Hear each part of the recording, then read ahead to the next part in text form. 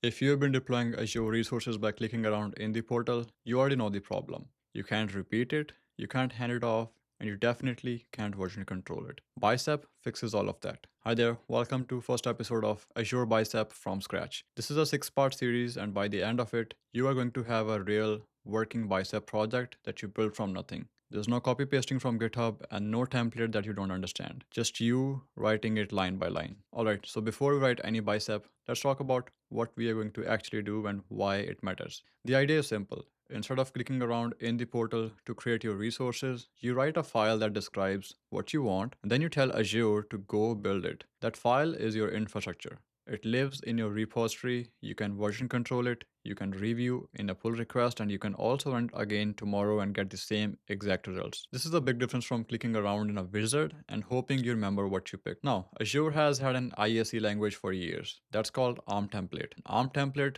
still works. They are JSON, and if you have ever tried to write a 200-line JSON file by hand, it's not fun. Not even a single bit. So here's the thing. Bicep compiles down to ARM template. So everything you can do with ARM template, you can do with Bicep. It's same deployment engine, same Azure Resource Manager under the hood. But if you look at this is a storage account in the ARM template. This is the same storage account in the Bicep. Same results, same deployment, but the Bicep version is something that human can actually read and write without losing their mind. Bicep is just a better way to write ARM template. That's all it is. And here's what most people get wrong. They think Bicep is some kind of different language or different thing or deployment system. It's actually not. When you deploy a Bicep file, Azure CLI compiles it down to ARM JSON behind the scenes and submit that JSON to Azure Resource Manager. You never see the JSON file and you never touch the JSON file, but it's still there. Same engine, just using a better language to write. The question is, what about Terraform? Should I learn Bicep or Terraform? And here's how I think about it. Terraform is multi-cloud. You can use it for Azure, AWS, GCP, or whatever else. Bicep is Azure only. If you're working across multiple clouds, Terraform definitely makes sense. But if you're primarily working in Azure,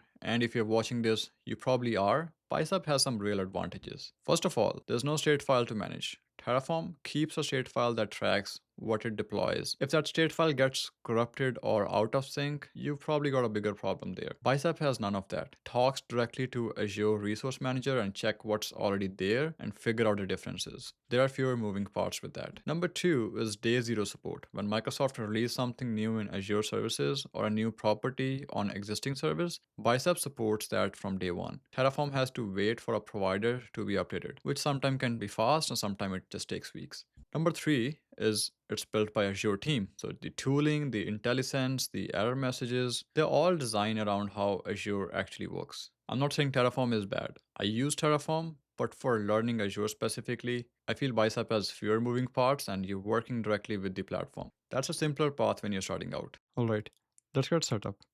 You need two things, Azure CLI and Bicep extension for the VS Code. That's it.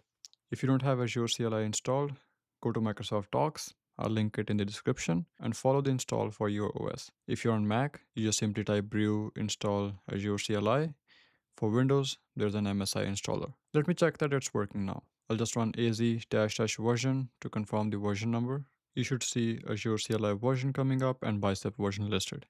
If the Bicep is not showing, just simply run az bicep install and it will pull down all the Bicep files for you for the Azure CLI. Now, let's take a look at the VS Code. We'll open the VS Code and on the left side, we'll open the extensions and I'll search for Bicep here. Install the one from Microsoft, not a third-party one. This extension is super important. It gives you IntelliSense, syntax highlighting, and real-time error checking. It's one of the best language extensions in the VS Code. Honestly, it's one of the reasons Bicep is so nice to work with. Alright, let's write our first file here. Create a new file and call it main.bicep. The .bicep extension is what tells VS Code to activate the Bicep extension. Now for the first episode, we are going to deploy a resource group. Super simple, but it covers the fundamental for you. When you deploy a resource group, you're deploying it at a subscription level, not inside a resource group level. So we need to tell Bicep specifically that. This line says this template targets subscription, not a resource group. By default, Bicep assumes the resource group scope, so we have to override that first. Now the resource itself, we'll start typing resource rg and try to find the resource group extension here and then give it a version number. And inside the curly brackets, we'll put two values. The first one being the name of the resource group and second, the location where we want the resource group to live. Let me walk you through every piece of this. This resource keyword that tells Bicep we are declaring a resource. The RG, that's a symbolic name. It's how Bicep refers to this resource internally. It doesn't show up in the Azure. You can call it whenever you want, but keep it short and descriptive. Then the type string Microsoft.resource forward slash resource groups at the rate API version.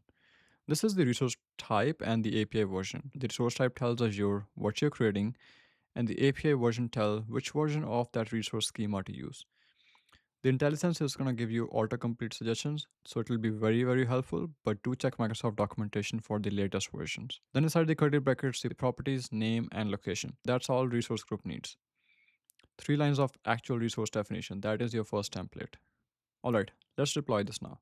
First, we'll make sure you're logged into Azure. You can simply run AZ login. In this case, I'll just do AZ account show to make sure I have my context set. If you don't have your subscription set or you have multiple of them, you can type AZ account set -- subscription and pass in your subscription ID. Now, because we are deploying at subscription scope, so we use AZ deployment sub create, not AZ deployment group create.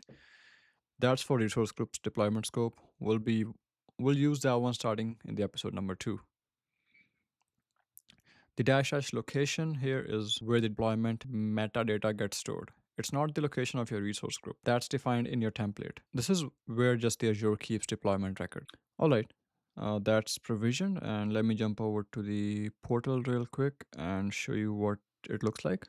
There's our resource group with the name Azure Bicep in Canada Central, as we can see from the overview. Now here's the part that's super important. Let me run the same exact commands again. And it was really fast. Why? Because Bicep is idempotent. It looked at what we asked for, checked what's already in Azure, and said nothing to change. It didn't try to create a new resource group. It didn't error out saying one already exists. It just confirms that current state matches the desired state. Same concept as running a git status on clean repo. There's nothing to do. That's all idempotency. And it's one of the most powerful thing about cloud infrastructure as code is you can run your deployment over and over and over again, and you'll end up having just same results and the same state. And that's how you get confidence in your infrastructure. You know exactly what's deployed because the file says so. Alright, that's the episode 1. You installed Azure CLI, you worked with Bicep extension, you wrote your first template, and you deployed it. And you saw how idempotency works in action. In the next episode, we are going to go deeper. We'll write template that deploys storage account with real properties, and I'll show you how to read error messages and fix them. Because in the end, you are going to break stuff, and that's fine. That is exactly how you learn. If you're not subscribed to the channel, please bump the subscribe button and come join my learning community. And I'll see you in the next one. Until then, stay curious and keep building.